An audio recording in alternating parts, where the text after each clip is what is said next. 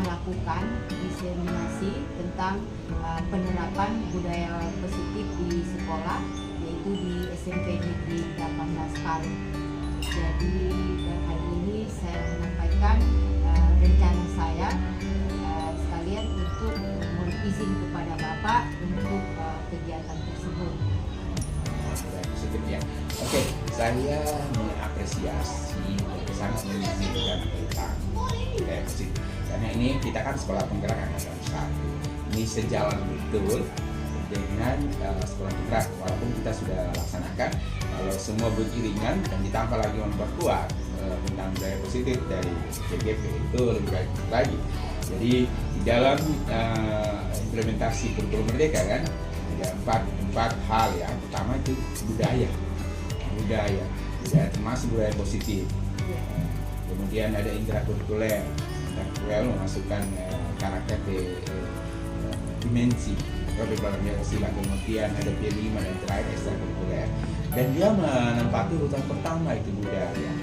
Dan saya sangat mengapresiasi bidang calon guru penggerak luar biasa. Sehingga program sekolah dengan programnya CGP sejalan dan searah, itu luar biasa.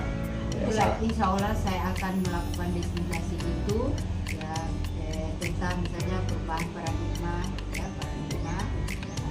pembelajaran, yaitu nilai-nilai kebajikan, kemudian hukuman dan penghargaan, kemudian motivasi perilaku, kemudian kebutuhan dasar manusia, kemudian 5 posisi kontra guru, serta keyakinan kelas dan segitiga konstitusi. Insya Allah itu yang akan saya lakukan diseminasi ke teman-teman supaya nanti kita sama-sama memahami untuk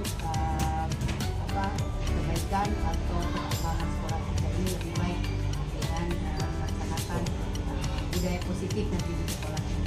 Di sini saya minta ke Bapak, insya Allah waktu saya itu kapan, karena waktu itu disiapkan untuk saya membuat aksi itu sekitar jam lah, menggunakan waktu. Jadi saya juga menggunakan waktu dan kesiapan guru-guru teman-teman untuk mengikuti, dan itu akan saya sebagai tugas saya yang akan saya unggah ke LMS sebagai penilaian buat saya. Luar biasa. Jadi terutama bagaimana memanfaatkan komunitas belajar, komunitas praktik. Jadi kalau toh ada di situ manfaatkan waktu yang ada. Ya, itu memang saya siapkan kebijakan kepala sekolah minimal 1 jam, tapi boleh lebih. Minimal 1 jam dalam 1 minggu. Ini sudah saya buatkan spanduk banner, sudah saya siapkan. Nanti tinggal kesiapan dengan Bapak untuk memberikan saya izin kapan saya bisa ngelihat dong, kompromikan dengan kurikulum. Kalau saya selalu siap. Jadi nanti Langsung bicarakan dengan kurikulum, bagaimana teknisnya, yang jelas dari saya. Terima kasih Pak. Insya Allah saya Bicarakan siap dengan, untuk karena kalau saya bilang ini sih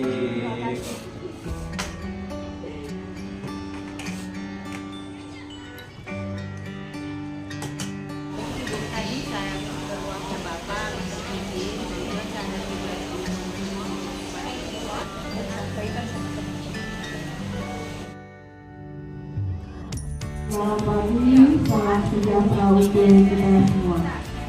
Yang terhormat Kepala SMP Negeri 18 Palu, yang saya hormati Bapak Ibu Wakil Kepala Sekolah, yang saya hormati Bapak Ibu Dewan Guru.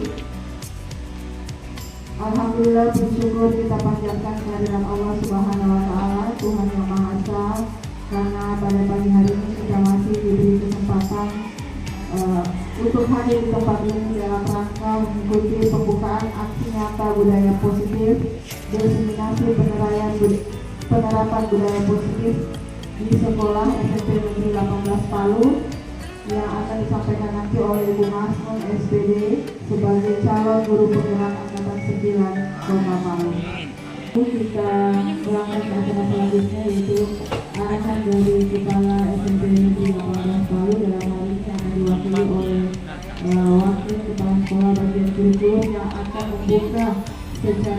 langsung pembukaan kegiatan anti nyata budaya positif ini. Kepada Ibu dengan Bismillahirrahmanirrahim. Assalamualaikum warahmatullahi wabarakatuh. Selamat pagi, salam, om swastiastu, salam sejahtera untuk kita sekalian.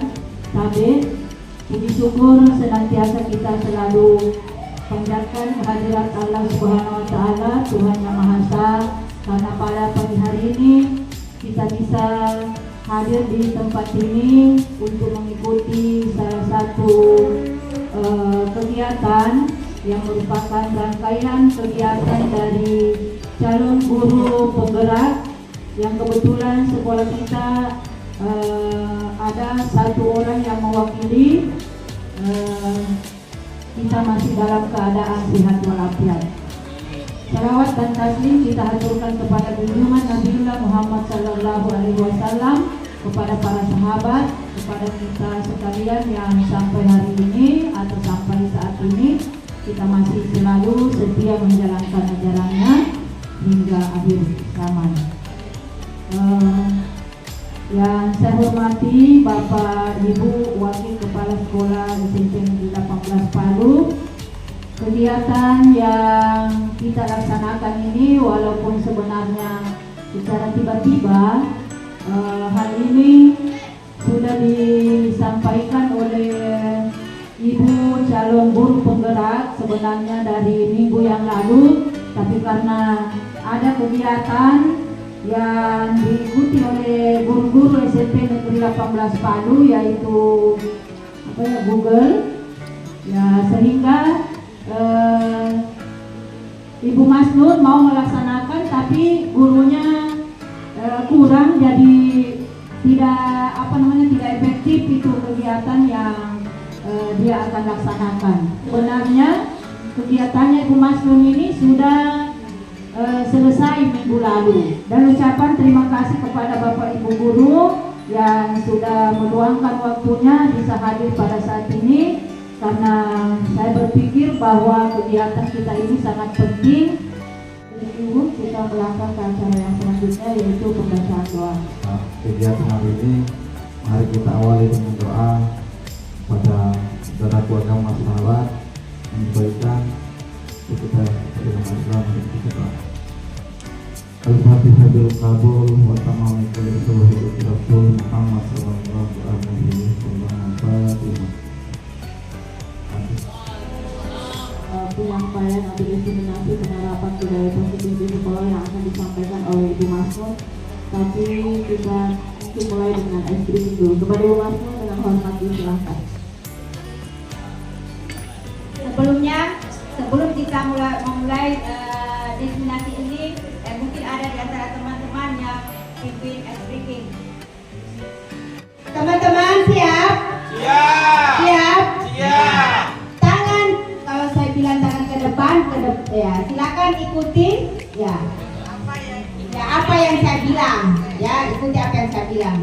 Oke teman-teman, silakan tangan-tangannya, jari-jarinya digerak-gerakkan, tangan ke depan, tangan ke depan, tangan ke atas, tangan ke bawah, tangan ke bawah, lutut digoyang, lutut digoyang, tangan ke samping, tangan ke samping, nah tangan ke bawah, tangan ke bawah, tangan ke atas, digoyang-goyang, digoyang-goyang, digoyang-goyang, stop, digoyang, stop, stop, stop, stop. Oke, berarti masih pagi ini teman-temanku guru-guru hebat masih semangat, masih konsentrasi dengan ya SMP 18 bisa, yes. Oke, kita lanjutkan kegiatan kita yaitu diseminasi penerapan budaya positif di sekolah, yaitu di SMP Negeri 18 Palu.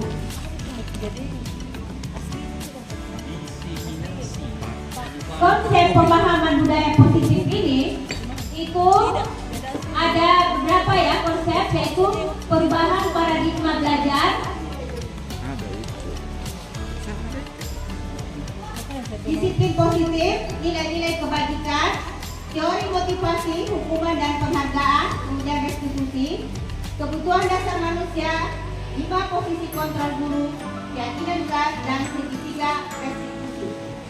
Perubahan paradigma dalam konteks disiplin positif dan nilai-nilai kebajikan mengacu pada transformasi dalam cara memandang dan mengelola dunia pendidikan. Fokus pembelajaran adalah perubahan paradigma dari stimulus respon tradisional ke pendekatan teori kontrol. Dalam paradigma stimulus respon, individu cenderung melihat stimulus eksternal sebagai pemicu langsung tindakan. Namun teori kontrol mengajarkan bahwa individu memiliki kendali atas tindakan mereka dan tujuan tertentu yang mendorong perilaku. Dan ini lagi akan kita bahas bahwa bagaimana yang terjadi di dalam diri anak-anak kita sekarang, apakah dia melakukan sesuatu itu ada faktor dari eksternal atau internal. Kemudian selain itu, perubahan paradigma ini menekankan pentingnya nilai-nilai kebajikan universal seperti nilai profil pelajar Pancasila, kejujuran, rasa hormat dan empati sebagai dasar dalam proses pendidikan. Hal ini menciptakan koneksi yang erat antara disiplin positif dan pembentukan karakter siswa dengan tujuan menciptakan lingkungan pendidikan yang mendukung pertumbuhan positif dan perkembangan moral siswa. Makna kontrol di sini yang akan kita bahas tentang teori kontrol, yaitu yang berasal dari faktor dalam diri siswa itu sendiri, yaitu berdasarkan teori kontrol di dasar kontrol adalah konteks ini merujuk pada kemampuan individu untuk mengendalikan tindakan dan reaksi mereka terhadap stimulus eksternal. Jadi reaksi mereka terhadap stimulus eksternal yang dari luar diri siswa nanti.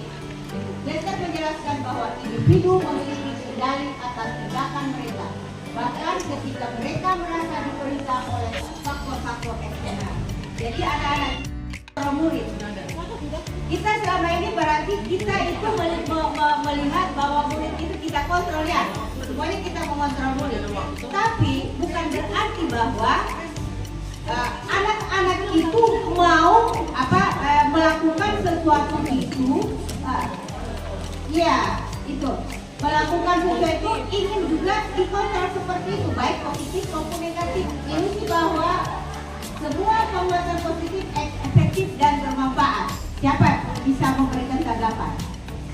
Perilaku siswa yang atau kita sendiri dengan melihat kelakuan siswa itu yang kurang, artinya yang positif dan negatifnya. Kita melihat pada negatifnya dulu ya. Yang pertama, ada siswa itu karena dia melanggar, siswa itu melanggar seperti kemarin ya. Kemarin mereka itu tidak mengikuti upacara bendera. Tetapi karena ini anak mau untuk berubah, jadi kita berikanlah dulu kayak kesempatan memantau beberapa hari ini. Kalau pada kali ini, kalau kita melihat, saya juga sebagai wali kelas, di samping kontrol wali kelas, barangkali guru BK harus setiap hari mengontrol anak itu mengapa dia sampai bolos. Kontrol itu sebenarnya bentuk pengawasan ya, bentuk pengawasan sebenarnya kontrol. Dimana kalau namanya pengawasan dari poin yang dijabarkan memang ada unsur pemaksaan. Kalau dia kontrol ini upaya pendisiplinan. Jadi terkadang banyak mungkin di kalangan anak-anak itu merasa kalau sudah diawasi begitu itu sudah tidak bebas. Padahal kontrol ini bagian dari bagaimana hidup itu punya keteraturan. Otomatis kalau punya keteraturan maka ada poin-poin yang wajib dan harus dipenuhi. Itu bentuk kontrol. Kalau kontrol yang tidak ada batasan atau poin-poin itu bukan tentang kontrol ya. Sama kayak kita mengontrol anak-anak di rumah, ada batasan yang kita berikan ke anak-anak. Misalnya tidak boleh keluar sampai jam tengah malam, itu bentuk kontrol. Atau harus di rumah jam berapa, terlambat dibijaksanai, itu kontrol. Sehingga kontrol itu boleh kita katakan, sepakati bahwa itu sebagai bentuk aturan yang ditetapkan. Nah ini yang harus kita sampaikan bahwa aturan dibuat itu untuk apa fungsinya. Sehingga itu tadi bahwa ada kritik itu kemudian bisa membuat rasa bersalah mereka kalau tahu, oh iya saya ini sudah melanggar ini, sehingga diupayakan ada perubahan. Kalau kasus-kasus itu, itulah sebenarnya apakah fungsi kontrol kita itu sudah benar kita lakukan. Berarti kalau kontrol ada upaya yang dilakukan atau tindakan, ada tindakan, ada hasil atau perubahan. Ya, terima kasih Bu. Oke. Terima kasih banyak atas ini tanggapan dari Ibu Wiwi dan juga dari kasus-kasus yang sudah diungkapkan oleh teman-teman dan wakil ketua sekolah yang sudah memberikan kita arahan tentang penanganan anak-anak yang bermasalah, tentang guru mengontrol diri, bahwa semua pengontrol positif, efektif dan bermanfaat, dan kritik dan membuat rasa bersalah mampu menguatkan kerajaan serta orang dewasa anak memaksa. Ini ilustrasi ini ya seperti ini, ada segi positifnya dan ada segi negatifnya ya. Dimana kalau seperti yang sudah sampaikan tadi, dimana kalau kita juga misalnya di sini kita sering memberikan penguatan positif kepada anak-anak. Jangan sampai biasanya itu baik, tapi pengaruh kepada anak-anak itu biasanya tidak baik, karena dia melakukan sesuatu itu ada faktor luar yang mempengaruhi, yang mengontrol dia, sehingga dia berbuat baik dan menuruti. Setiap murid itu melakukan sesuatu yang kita kontrol tadi itu mereka memiliki tujuan. Nah, itulah kasus-kasus tadi. Kenapa anak itu di perpustakaan, kenapa di PS? Mereka punya tujuan. Tentu punya tujuan apa? Nanti kita akan bahas pada kebutuhan dasar mereka apa. Mungkin kesenangan seperti itu. Karena kita orang dewasa, kita paksakan anak-anak itu untuk berbuat sekeinginan kita. Itu juga tidak bisa. Tidak bisa kita mengontrol anak, memantau anak seperti itu. Kita paksakan anak-anak itu supaya berbuat seperti ini. Itu juga ya tidak dianjurkan, karena itu akan menimbulkan suatu permusuhan atau kerenggangan antara kedua. Mengubah dari paradigma stimulus respon kepada pendekatan teori kontrol. Stimulus respon ini masih konvensional dan pendekatan teori kontrol, di mana kalau kita memandang stimulus respon itu, realitas atau kebutuhan itu kita sama. Yang mengontrol kita, diri kita itu adalah bahwa kebutuhan kita itu berbeda. Ada tanggapan? Ada? Kemudian disiplin. Menurut Yannick Gosen, tahun 2001, arti dari kata disiplin itu berasal dari bahasa Latin, disiplinnya yang artinya belajar. Kata disiplin ini juga sering dihubungkan dengan hukuman, padahal itu sungguh berbeda. Yang disiplin itu sungguh berbeda dengan hukuman. Karena belajar tentang disiplin positif tidak harus dengan memberi hukuman. Justru itu adalah salah satu alternatif terakhir dan bila perlu tidak digunakan sama sekali. Jadi hukuman itu bila perlu ditiadakan sama sekali. Seperti itu. Seseorang yang memiliki disiplin diri berarti mereka bisa bertanggung jawab terhadap apa yang dilakukannya, karena mereka mendasarkan tindakan mereka pada nilai-nilai kebajikan universal. Jadi nanti sebentar saya sampaikan yang mana itu nilai-nilai kebajikan universal. Bahkan kontrol diri dan nilai-nilai kebajikan. Disiplin ini lebih bersifat disiplin diri daripada hukuman eksternal. Ini mencakup pengenalan motivasi implisit di mana individu berperilaku berdasarkan nilai-nilai yang mereka yakini. Kita cara hubungannya dengan keyakinan kelas. Mereka berbuat, kita akan kembali pada nilai-nilai yang akan mereka buat sendiri di kelas nanti. Keyakinan kelas. Ya. Kemudian disiplin positif bertujuan untuk menanamkan motivasi implisit pada murid agar mereka berperilaku dengan nilai-nilai kebajikan dan tujuan mulia yang mereka yakini. Dengan memiliki motivasi ini, murid cenderung berperilaku baik dan bertanggung jawab tanpa tergantung pada hadiah atau hukuman eksternal. Jadi perilaku daripada murid-murid ini tidak tergantung dari faktor eksternal. Ya seperti teori kontrol pada paradigma tadi, teori kontrol tadi ya. Misalnya ada bujukan, bisa ada pemaksaan sehingga anak itu berbuat positif. Ya seperti itu. Ya. Jadi dia tidak dia sehingga dia berbuat sesuatu yang positif atau sesuatu yang kita inginkan. Nilai-nilai kebajikan universal. Contoh nilai kebajikan, ya. Nilai-nilai kebajikan universal itu adalah, ya, nilai-nilai yang disepakati bersama yang mencerminkan prinsip-prinsip moral dan etika yang bersifat lintas budaya. Nilai-nilai kebajikan universal itu salah satu contohnya adalah masuk profil pelajar Pancasila. Sudah tahu semua kan ya? Kemudian ini ya, IPO yaitu Primarius Program, ya, yaitu toleransi, tampilan hidup, dapat dipercaya, lurus hati. Ini adalah salah satu contoh nilai-nilai kebajikan yang diharapkan dimiliki oleh siswa yang akan kita implementasikan di kelas dalam bentuk keyakinan kelas.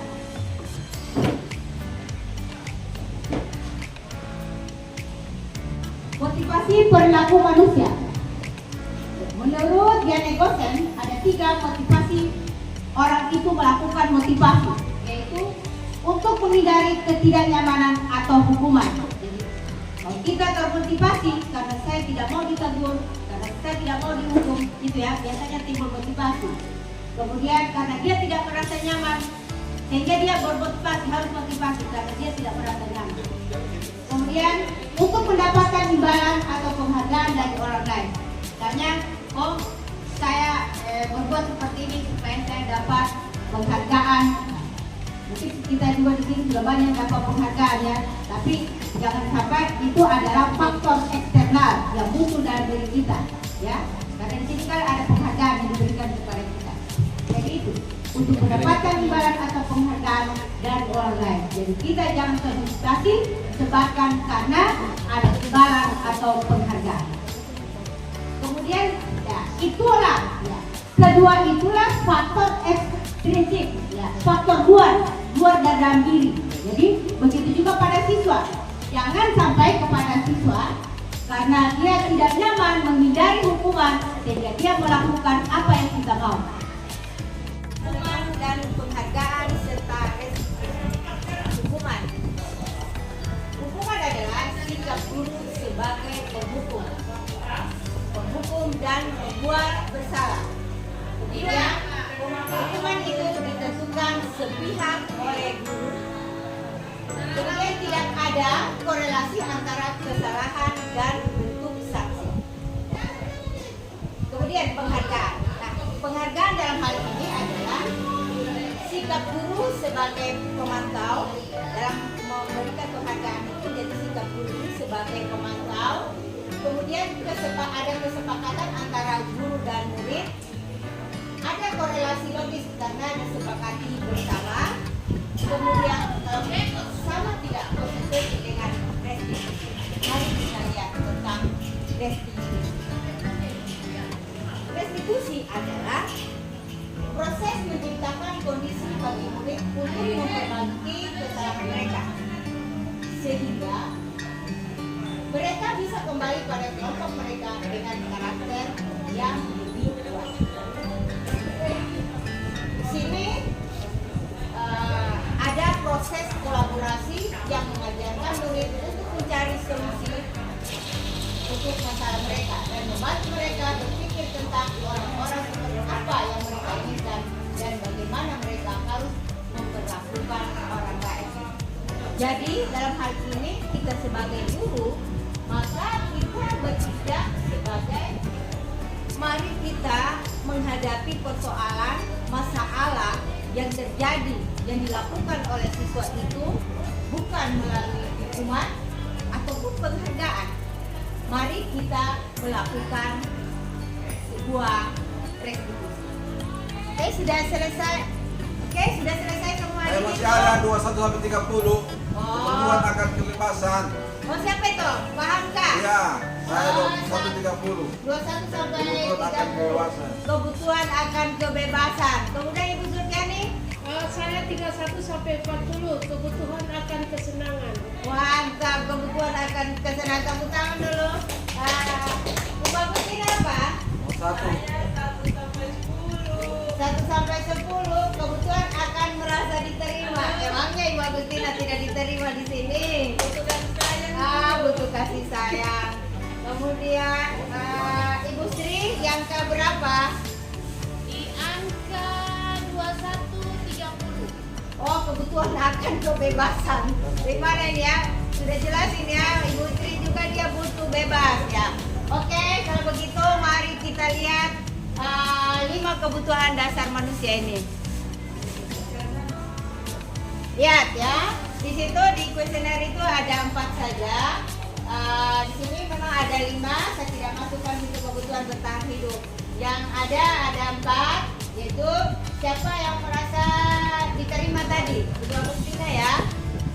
Jadi kebutuhan di situ Ibu Agustina itu membutuhkan rasa kasih sayang dan rasa diterima. Ini berkaitan dengan kebutuhan akan hubungan sosial, cinta dan rasa diterima di lingkungan sosial. Ingat itu ya, kita dia harus merasa diterima di sini. Ya, mungkin dia merasa tidak merasa diterima ya. Jadi dia ungkapkan di dalam kuesioner yang sudah saya sampaikan. Kemudian penguasaan, yaitu terkait dengan keinginan untuk mencapai sesuatu, merasa kompeten, diakui, berprestasi dan memiliki keterampilan serta memiliki harga diri. Yang seperti Ibu Sarini itu ya, dia butuh penguasaan. Kemudian kebebasan melibatkan kemandirian, otonomi dan kemampuan mengendalikan arah hidup seseorang. Dan yang keempat adalah kesenangan, mengacu pada kebutuhan untuk mencari kesenangan, yaitu ingin bermain dan suka tertawa. Oke? Sudah mengetahui tentang kebutuhan dasarnya. Kita lanjut. Penghukum, pembuat merasa bersalah, atau anak itu kita jadikan teman. Ada 5, 3 dulu saya jelaskan. Pertama, penghukum. Guru yang menerapkan posisi penghukum akan berkata, patuhi aturan saya atau awas. Seperti itu. Kemudian kamu selalu saja salah. Jadi kalau kita ketemu anak yang bersalah, hei kamu selalu saja salah. Seperti itu. Pasti selalu yang terakhir selesai. Cuma kamu saja yang terlambat, ya bolos, cuma kamu saja. Itu penghukum itu ya, yang harus kita hindari. Ya, hampir semua begitu. Guru seperti ini senantiasa percaya hanya ada satu cara agar pembelajaran bisa berhasil, yaitu dengan cara dia. Jadi guru ini menganggap bahwa hanya satu cara yang bisa anak itu baik, dengan caranya dia. Ya, itu adalah salah satu kata-kata yang dilontarkan oleh guru. Contohnya seperti itu, bahwa guru tersebut itu masih dalam kategori penghukum. Ya, kemudian pembuat merasa bersalah. Kata-kata keluar dari guru bersuara lembut, merasa bersalah seperti ya, lembut kata-katanya. Ya, ibu sangat kecewa sekali dengan kami. Ya kan begitu, ibu nanti ada begitu. Kan saya benar kamu. Ya kan begitu. Berapa kali Bapak harus memberitahu kamu ya? Gimana coba kalau orang tua kamu tahu kamu berbuat begini? Jadi kata-kata seperti itu yang kita hindari ya. Andaikan orang tuamu tahu kau punya kelakuan seperti begini, ya bagaimana perasaan orang tuamu? Jadi kita memberikan anak itu merasa terpojok, merasa bersalah. Itu juga kita hindari. Ya. Kemudian teman, nah ini juga kan biasa kita dengan teman, anak-anak kita kayak dengan teman. Guru tidak menyakiti murid dan membangun hubungan baik dan hubungan untuk mempengaruhi kata. Ayo bantulah demi bapak ya, atau demi ibu ya. Ayo ingat, ayo ingat tidak bantuan bapak atau ibu selama ini. Ya, kita kali ini tidak apa-apa. Saya disuruh bantu mereka. Jadi kita menganggap anak-anak itu sebagai teman. Oh ya, bantu-bantu. Jadi itu ya, mari kita sama-sama kerja. Ya. Jadi, tadi saya lupa sampaikan bahwa pembuat rasa bersalah itu itu murid akan memiliki penilaian diri yang buruk terhadap diri mereka. Kita membuat anak-anak itu merasa bersalah akan menyebabkan kepada anak-anak itu memiliki penilaian buruk pada diri mereka tentang diri mereka. Murid merasa tidak berharga dan telah mengecewakan orang-orang disayangi. Ya, kata-kata seperti itu membuat anak bersalah, membuat anak-anak itu merasa tidak punya, yang merasa punya dirinya yang buruk seperti itu, yang harus kita hindari. Kemudian membuat anak itu sebagai teman, itu hal yang negatifnya juga ada. Dari posisi teman adalah bila suatu saat guru tersebut tidak membantu, maka murid akan kecewa dan berkata, saya pikir bapak ibu teman saya. Ya, murid merasa dikecewakan dan tidak mau lagi berusaha, tidak mau lagi berteman. Dengan pemantau, kita guru sebagai pemantau. Pada saat guru mengawasi, guru bertanggung jawab atas perilaku orang-orang yang kita awasi. Misalnya di kelas, kita mengawasi itu anak-anak yang bolos sekian, tidak hadir sekian, kita awasi anak-anak. Belajarnya sekian, kesulitan belajarnya sekian, ya. Kemudian peraturannya apa? Apa yang telah kamu lakukan? Sanksi atau konsekuensinya apa? Jadi kita pantau, apabila kamu tidak melakukan hal ini, maka konsekuensinya akan seperti ini. Kamu akan mendapatkan ini. Jika kalian tidak mengerjakan PR, maka nilaimu tidak ada. Maka nilai rapat akan tidak ada. Gitu ya. Kita pantau dia. Itu akan seorang pemantau sangat mengandalkan penghitungan catatan data. Jadi yang kita laksanakan catatan ada data, ya, ada penghitungan data yang dapat digunakan sebagai bukti atas perilaku seseorang. Posisi ini akan menggunakan sekian catatan dan daftar catatan. Yang biasa kita lakukan, ya, sebagai pemantau.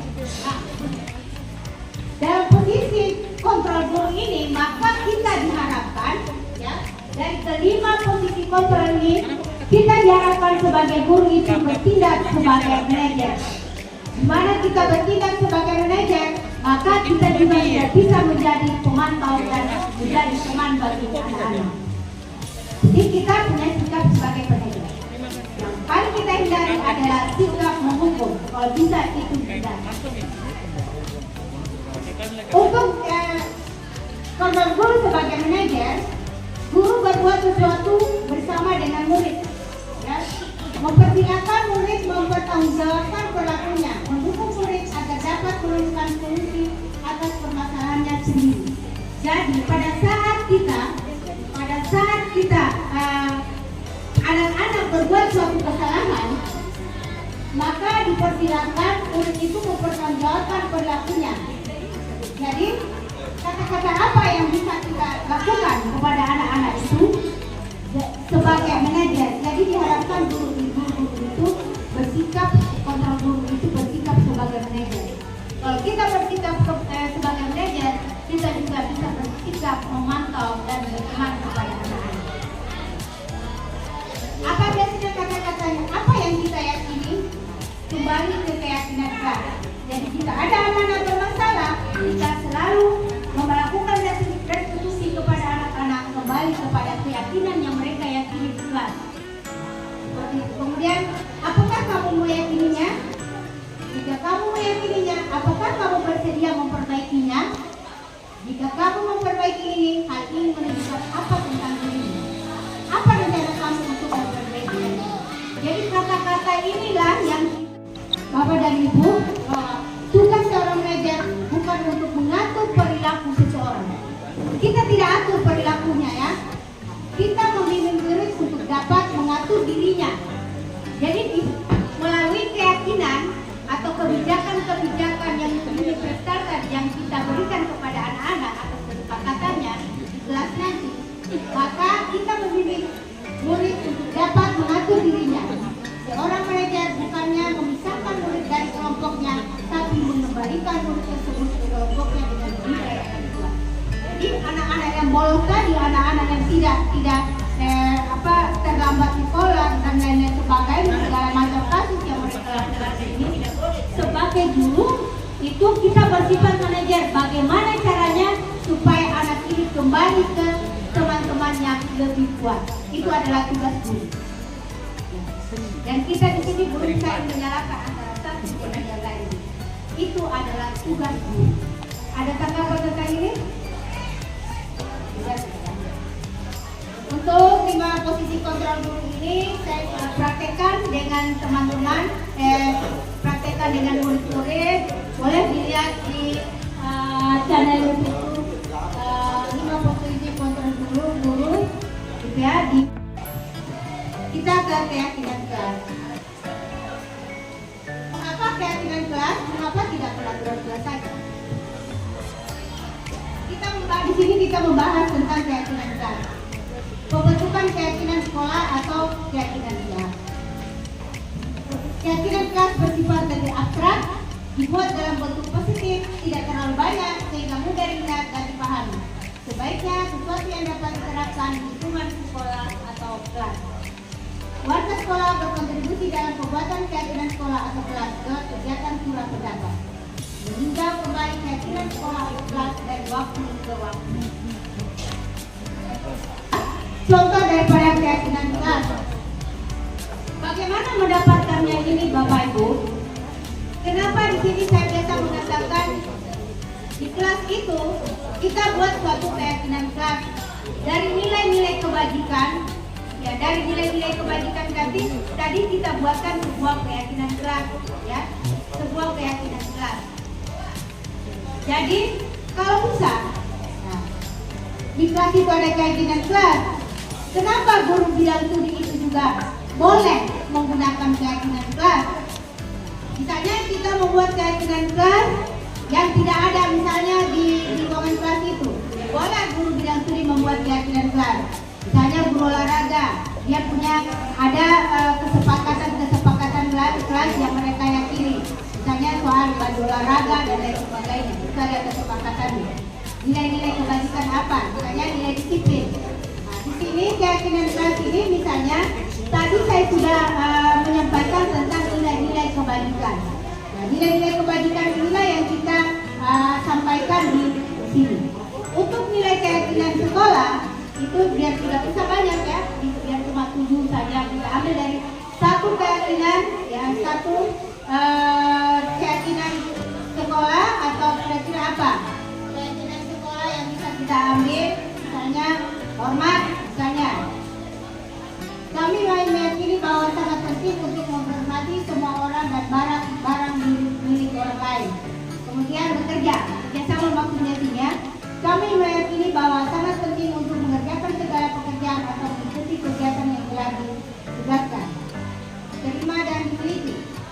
Kami meyakini bahwa sangat penting untuk merasa diterima pada suatu kelompok dan saling peduli satu dengan yang lain.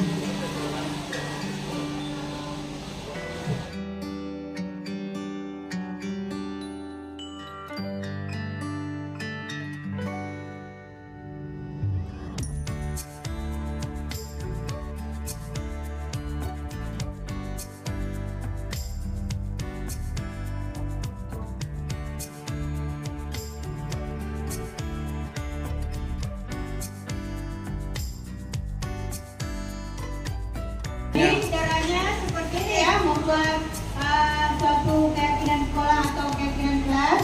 Kita lihat dulu peraturan-peraturan yang kita sudah sepakati.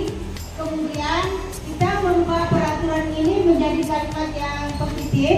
Dari kalimat-kalimat ini, kalimat positif ini kita menyarikan ya peraturan-peraturan yang sudah dibuat menjadi nilai-nilai kebajikan. Nilai-nilai kebajikan itu yang tidak perlu terlalu banyak. Di sini teman-teman sudah mensepakati nilai-nilai kebajikan yang akan kita terapkan di sekolah ini adalah nilai disiplin, toleransi, kerjasama, percaya diri, hormat, komitmen, dan kreativitas. Nah, inilah kita buatkan suatu keyakinan yang kita yakini di sekolah ini. Ya, misalkan ya nanti kita buatkan jika ada yang masih kurang nanti kita akan tambahkan setelah ini ya. Kita lanjut dalam membuat suatu keyakinan kelas ini yang akan bisa kita buat di kelas nanti. Ini Iya. Jangan dipindah. Kegiatan tanpa seperti yang disampaikan oleh Ibu Nahda tadi, apakah bisa kita kembangkan lagi dari nilai kebajikan itu? Boleh ya? Dalam bentuk kita tuliskan kegiatan tampak seperti, tidak tampak seperti. Misalnya anggota kelas dibagi menjadi beberapa kelompok dan setiap kelompok diberikan kertas. Ya, setiap kelompok kita bagi, berikan kertas. Kemudian salah satu anggota kelompok membuat huruf T, ya huruf T kapital. Di sini saya sudah buatkan. Nah ini sepertinya, oke? Untuk suruh buatkan seperti T sepertinya. Nah, kemudian kita tulis tampak seperti, tidak tampak seperti, sampingnya. Nah ini apa? Saya buat dua ini, bisa kita buat 7. Jadi sini ada nilai-nilai kebajikannya di sini. Misalnya nilai kebajikan hormat, misalnya. Jadi anak-anak itu apa yang tampak? Tampak kepada anak-anak.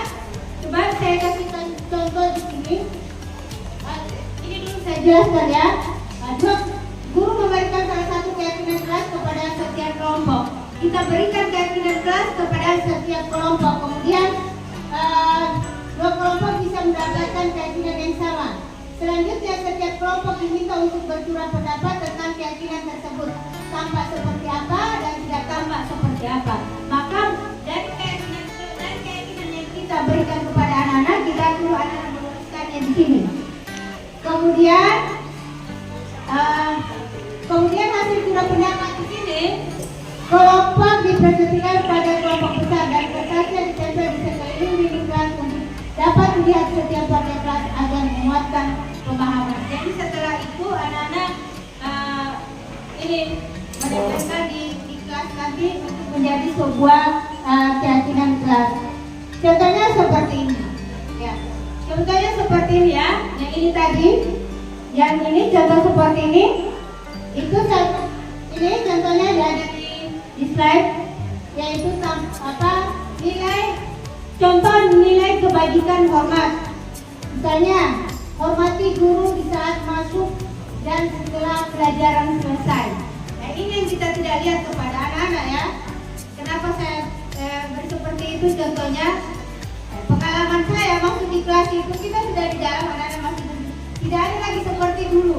Kalau guru masuk siap, begitu ada siap hormat kepada gurunya, tidak ada. Keluar juga seperti itu, gurunya masih ada di dalam, siswanya sudah keluar duluan. Jadi pada saat anak melanggar seperti itu, maka kita restitusinya masuk ke dalam keyakinan yang mereka sudah buat kesepakatan bersama tadi. Kita kembalikan ke dirinya sehingga dia menyadari. Nah, setelah dia menyadari, kira-kira kita kembalikan lagi ke dirinya apa yang bisa kita lakukan. Seperti itu. Kemudian yang tidak tampak yaitu tidak menghormati guru saat masuk dan setelah pembelajaran berakhir. Menyapa teman dan guru setiap hari, ya kalau ketemu salam apa seperti itu ya.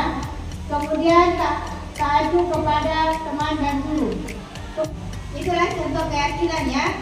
Yang tadi Ibu Nahda ya, jadi dikembangkan di situ. Bisa lebih banyak lagi. Dan dari nilai 1 nilai kebajikan bisa kita kembangkan dengan tabel T.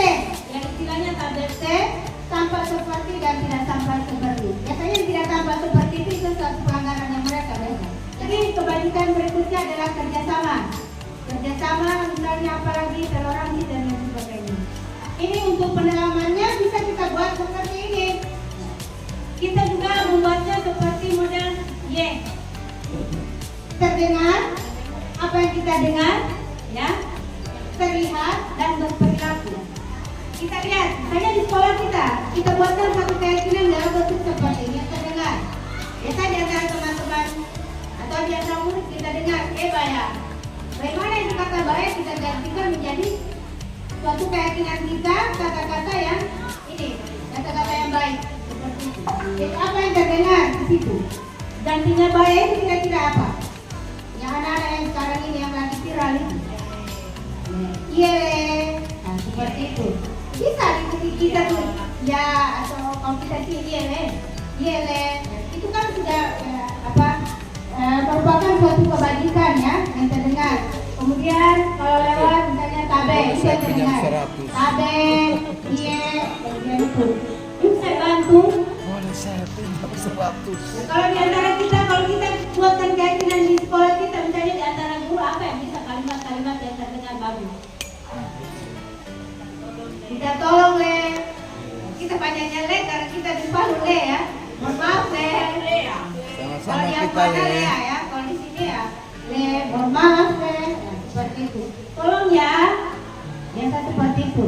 Biasa kan di kelas anak-anak langsung ambil saja barangnya temannya. Jadi kita buatkan keyakinan. Boleh saya pinjam. Jadi kata-kata itu lagi yang mereka yakini di kelas. Jadi kata-kata itu yang dia gunakan dengan temannya. Boleh saya pinjam. Kan ada temannya langsung ambil. Kita buatkan keyakinan. Ada halus. Pinjam Le. Nah, ini adalah langkah bagaimana cara kita menyelesaikan masalah anak-anak melakukan suatu masalah mungkin yang terjadi di sekolah kita, yaitu dengan menggunakan segitiga restitusi. Di mana segitiga restitusi itu sendiri adalah suatu proses dialog yang dijalankan oleh guru agar dapat menghasilkan murid yang mandiri dan bertanggung jawab. Jadi dalam menyelesaikan masalah itu kita lakukan dialog kepada anak-anak kita. Di mana segitiga restitusi itu memiliki 3 sisi. Sisi pertama menstabilkan identitas, kedua validasi tindakan yang salah, dan ketiga adalah menanyakan keyakinan. Oke, saya lanjut. Pertama sisi satu ya, menstabilkan identitas. Ini bertujuan untuk mengubah identitas anak dan orang yang gagal karena melakukan kesalahan menjadi orang yang sukses. Ya, anak yang melanggar peraturan karena sedang mencari perhatian adalah anak yang sedang mengalami kegagalan. Gitu ya.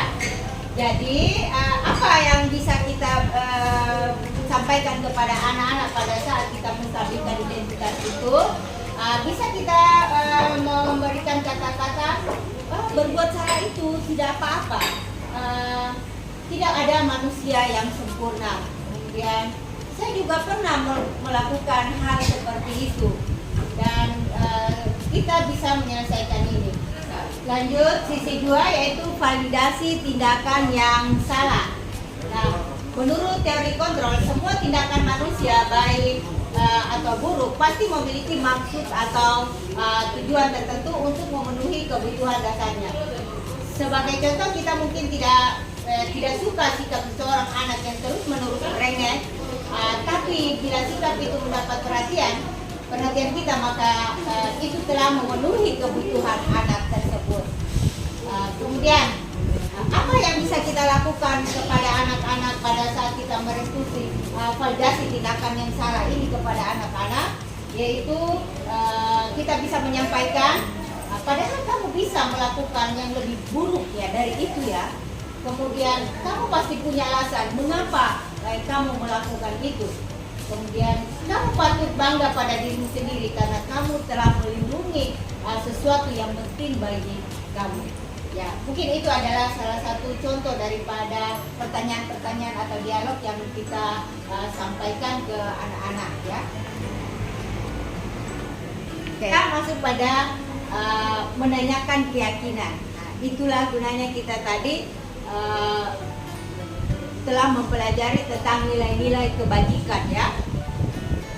Di sini teori kontrol menyatakan bahwa kita pada dasarnya termotivasi secara intrinsik ya.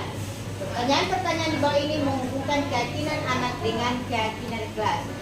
Kira-kira pertanyaan apa yang bisa kita pertanyakan kepada anak-anak ya? Contohnya adalah keyakinan kelas apa yang telah kita sepakati, kemudian nilai-nilai apa yang telah kita sepakati bersama, dan kamu mau jadi orang seperti apa. Itulah cara-cara kita, bagaimana cara kita untuk melakukan restitusi kepada anak-anak kita. Jadi ada 3 cara atau tahapan untuk melakukan restitusi kepada anak-anak jika kita menghadapi suatu permasalahan dengan anak, yaitu pertama menstabilkan identitas, kemudian memvalidasi tindakan yang salah, dan yang ketiga adalah menanyakan keyakinan yang mereka buat di dalam kelas. Kali mari bertanya, oh kamu jual apa? Oh saya jual beras. Kalau saya tidak mau itu, saya jual sapu-sapu saya karena itu lebih banyak untungnya. Bayangkan anak saya kecil anak TK itu sudah bisa mengungkapkan seperti itu. Berarti anak ini jauh dari sana sudah rusak memang. Seperti begitu.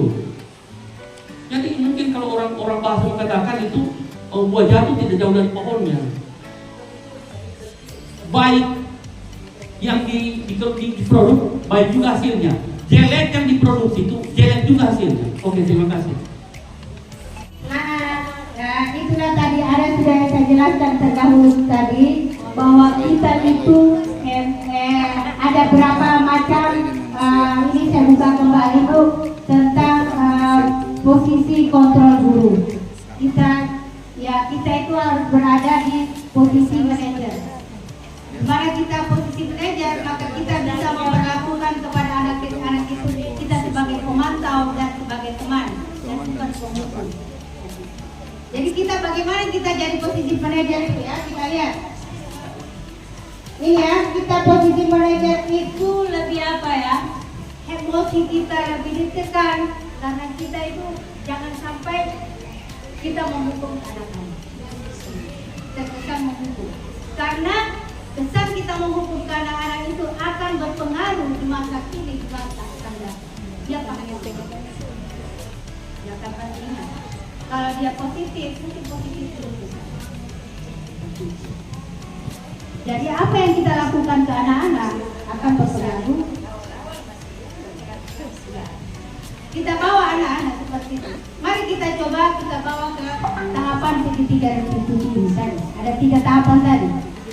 Seperti itu. Kalau misalkan agar supaya mungkin anak-anak yang lebih berat ya sampai kita keluarkan anak-anak tadi jadi tidak dikeluarkan karena apa? Dia sudah kembali kepada diri sendirinya dan bertanggung jawab pada diri sendiri. Dan tidak akan terjadi, dia tidak akan mengulang lagi perbuatannya. Tapi kita guru juga harus tahu juga diri, atau diri juga. Apabila anak itu membutuhkan dari kita, dari guru, nah kita juga harus berubah. Misalnya kenapa dia dari keluar dari dalam kelas? Karena tidak senang misalnya. Jadi kita harus koreksi juga diri kita sebagai guru. Karena dia kenapa keluar? Karena dia butuh apa? Karena dia ada tujuannya. Untuk apa? Dia butuh bebas, dia butuh senang. Seperti itu. Atau di kelas mungkin ribut. Ada anak saya dapatkan, dia tidak suka di kelas karena temannya suka mengganggu. Karena temannya suka ribut, dia tidak suka. Makanya dia berduduk di depan perpustakaan. Masukan negatif dari guru lain yang semakin bertambah ya tidak reda emosinya kita, apalagi kalau misalnya anak di situ kita seperti menghakimi sama-sama di situ. Terkadang kita lupakan itu adalah anak juga butuh nyaman dan rasa aman ketika diinterogasi.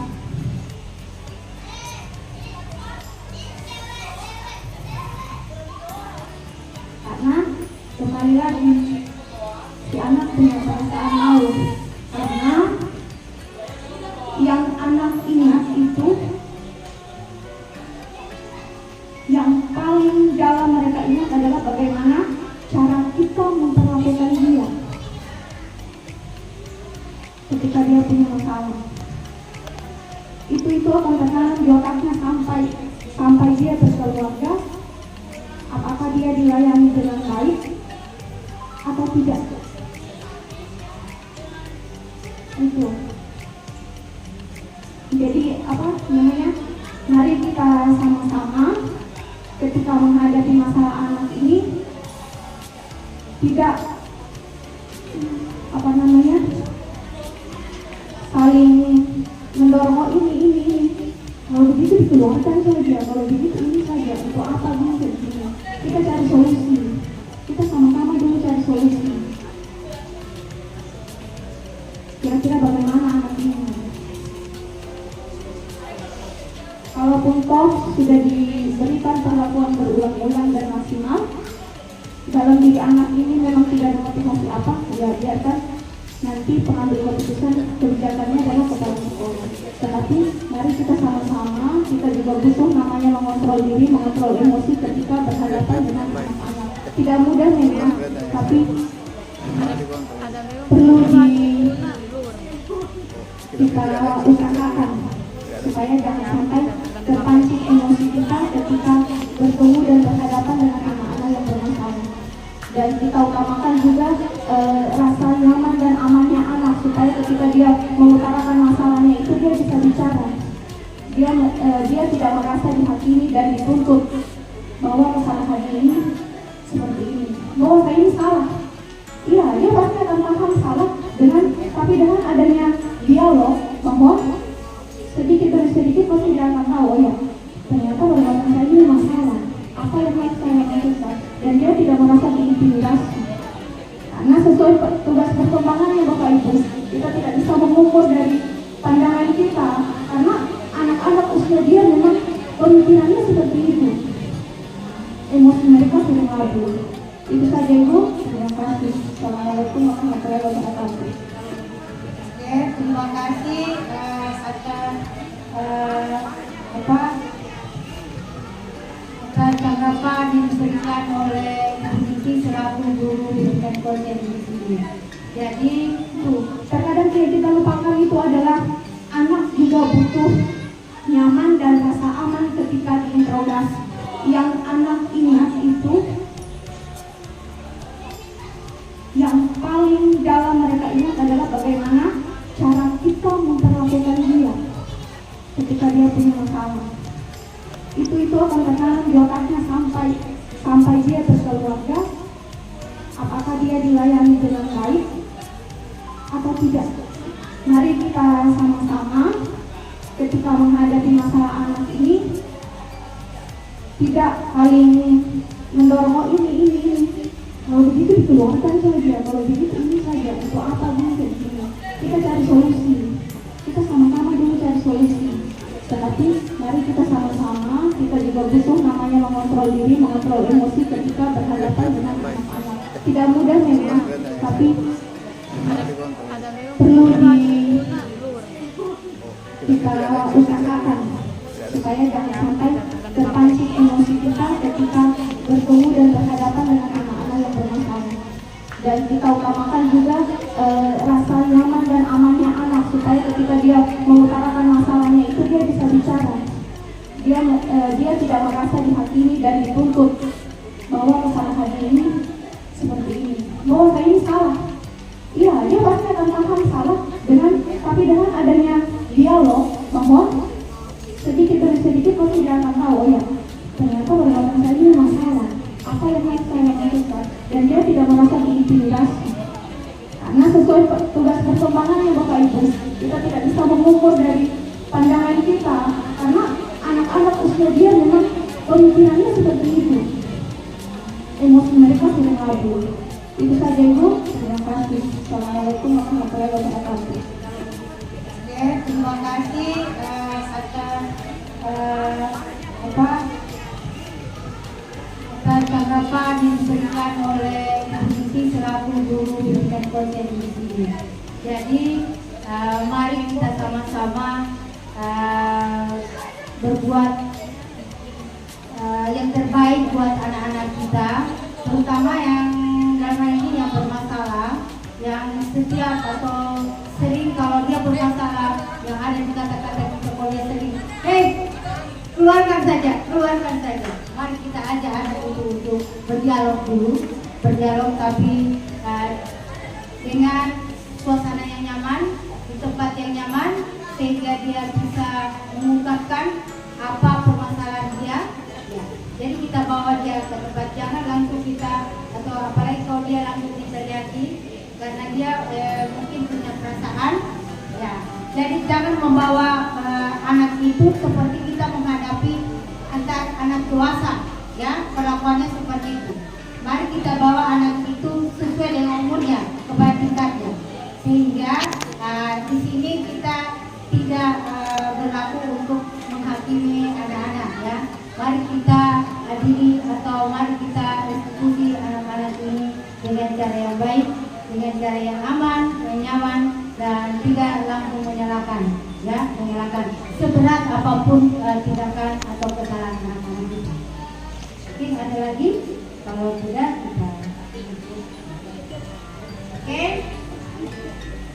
Terima kasih banyak atas kesiapan Bapak dan Ibu untuk hadir di dalam aksi nyata saya tentang diseminasi penerapan budaya positif di SMP Negeri 18 Palu.